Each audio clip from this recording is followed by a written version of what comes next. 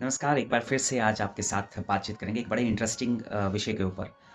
23 फरवरी 2025 को जर्मनी के पार्लियामेंट जिसे बुंडेस्टैग कहा जाता है, उसके इलेक्शन हुए और बुंडेस्टैग के इलेक्शन में वहाँ पर जो आगामी चांसलर निर्वाचित होने की जिनकी संभावनाएँ हैं, शायद आजकल में उनकी डिक्लेरेशन भी हो जाए, फ्रीड्रिश मर्ज एक जर्मन नेम है फ्रीड्रिश मर्ज, ये चांसलर बनने की इनकी संभावनाएँ हैं और इनकी पार्टी को सर्वाधिक प्रतिशत बहुमत मिला है।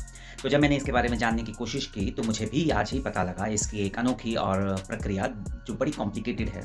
जर्मन की नेशनल पार्लियामेंट में जो एक हाउस ऑफ रिप्रेजेंटेटिव टाइप है, जिसे हम जैसे हम भारत में लोकसभा कहते हैं, उसे कहा जाता है बुंडेस्टैग और इसकी संख्या निर्धारित नहीं है।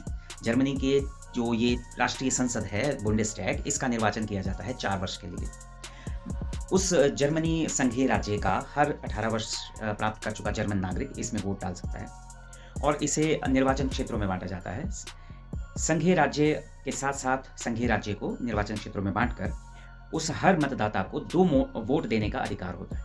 पहला, उस क्षेत्र के निर्वाचन प्रतिनिधि को चुनने के लिए जिसे हम एमपी कहते हैं, तो वो संख्या 299 निश्चित है और दूसरा पार्टी को वोट दिया जाता है।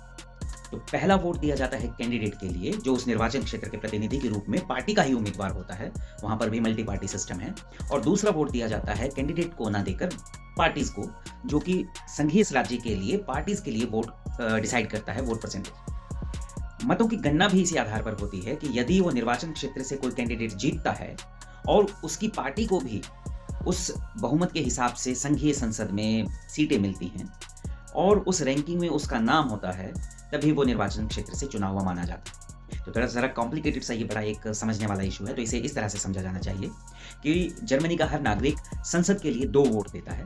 पहला वोट देता है वो किसी भी पार्टी के निर्वाचन क्षेत्र के प्रतिनिधि के रूप में एक कैंडिडेट को और दूसरा वोट देता है वो पार्टी सिस्टम में पार्टी को।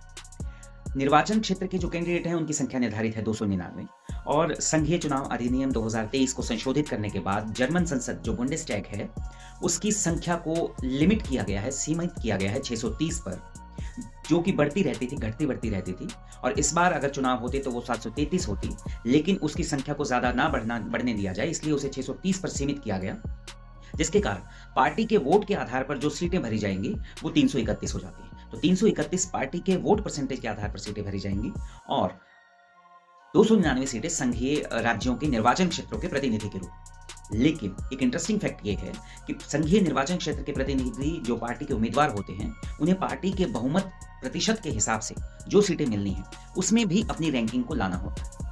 उदाहरण के तौर पर यदि एक मतदान निर्वाचन क्षेत्र से एक पार्टी का उम्मीदवार जीत जाता है और उसकी पार्टी को बहुमत के आधार पर, वोटिंग परसेंटेज के आधार पर कुल सीटें मिलती हैं, उन सीटों में उसकी रैंकिंग नीचे आती है, तो वो निर्वाचन क्षेत्र से चुना हुआ नहीं माना जाता। तो एक अलग सा एक कॉम्प्लिकेटेड सी प्रक्रिया है, जिसके आधार पर अभी-अभी वहाँ पर एक गठबंधन की सरकार बननी निश्चित है। उस गठबंधन सरकार में जो लीडर होगा, जैसे भारत में प्रधानमंत्री होता है, जर्मनी में चांसलर उसका कार्यभार कार्यपालिका का अध्यक्ष के रूप में काम करता है और उसी गठबंधन में दूसरे पार्टी के उम्मीदवार या नेता को वाइस चांसलर बनाया जा सकता है।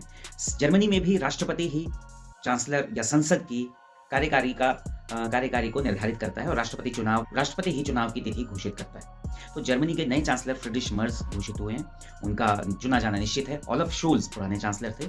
ये 21वें बुंडेस्टैग के चुनाव थे। 1949 में पहली संसद जो बुंडेस्टैग के रूप में उसने काम करना शुरू किया था पोस्ट वर्ल्ड वॉर सेकेंड। उसके बाद ये 21वें चुनाव थे, 4 वर्ष का इसका कार्यकाल होता है। ये छोटी सी जानकारी जिसे मैंने भी आज ही ग्रहण किया, वो आपके साथ शेयर की, आशा है आपको समझ में आएगी। और जानकारी देखने के लिए आप खुद गूगल पर सर्च कर सकते हैं जर्मनी के चांसलर की चुनाव प्रक्रिया और संसद के चुनाव की प्रक्रिया। धन्यवाद।